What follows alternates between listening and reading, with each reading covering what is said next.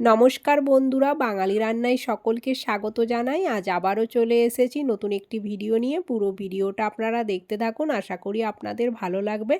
তো আজ আমি বানাবো মাছের মাথা দিয়ে দারুণ সুন্দর একটা চচ্চড়ির রেসিপি। তো চচ্চড়ি বানানোর জন্য বাড়িতে আমার যা সবজি ছিল, তো সব সবজি আমি এখানে অল্প করে কেটে রেখেছি। তো দেখুন, এখানে আছে আলু, বেগুন, আর আছে সিম, আর নিয়েছি কপি ডাঁটা। তো কপি ডাঁটাটা একটু সরু করে কেটে নিয়েছি, আর আছে গাজর আর মূলো। তো চলুন তাহলে শুরু করি। তো প্রথমে কড়াইয়ে আমি দিয়ে দিচ্ছি সর্ষের তেল। তো এই তেলে আমি মাছের মাথাটা প্রথমে ভেজে তুলে নেব। তো দুটো মাছের মাথা ছিল, তো এটাই ভেজে নেব। তো তেলটা গরম হয়ে গেছে, তারপরেই আমি মাছের মাথাটা দিলাম।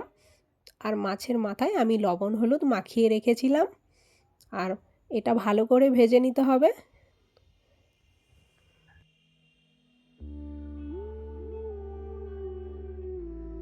মাছ ভেজে তুলে নেওয়ার পর ওই তেলের মধ্যেই দিয়ে দিচ্ছি ফোড়নে অল্প গোটা জিরে আর শুকনো লঙ্কা। ফোড়নটা হালকা ভাজা হলে এতে দিয়ে দিতে হবে পেঁয়াজ কুচি। তো একটা পেঁয়াজ আমি কুচি করে রেখেছিলাম। পেঁয়াজটা হালকা নাড়াচাড়া করে নিতে হবে। এবার দিয়ে দিচ্ছি স্বাদ মতো লবণ, অল্প হলুদ গুঁড়ো, আর দিয়ে দেব হাফ চামচের মতো জিরে গুঁড়ো, হাফ চামচের মতো ধনে গুঁড়ো, 1 চামচ আদা আর রসুন বাটা, আর দিয়ে দিচ্ছি ঝালের জন্য কাঁচা লঙ্কা কুচি। সব মশলা একবার ভালো করে নাড়াচাড়া করে নিতে হবে। এবার দিয়ে দিতে হবে কেটে রাখা সব সবজি। সব সবজি দেওয়ার পর খুব ভালো করে মশলার সাথে কিন্তু মিশিয়ে নিতে হবে। এইভাবে ভালো করে নাড়াচাড়া করে নেওয়ার পর এবার উপরে একটা ঢাকা দিয়ে দিতে হবে।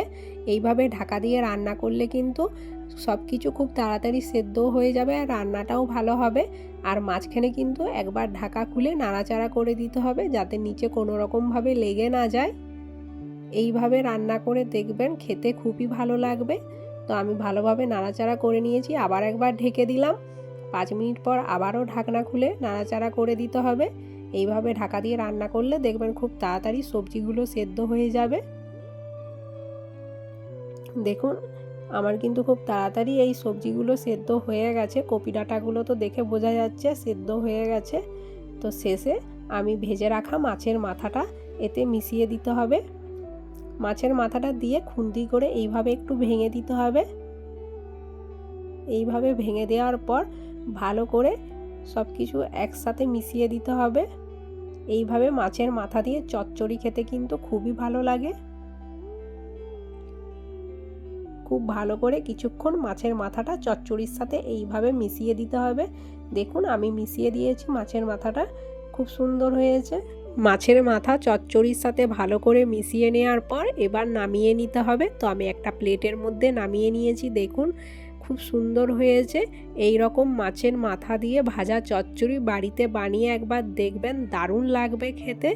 তো বন্ধুরা, আজকের এই ভিডিওটি যদি ভালো লাগে তাহলে আমার এই চ্যানেলটিকে একবার সাবস্ক্রাইব করে দেবেন প্লিজ, একটা লাইক করে যাবেন।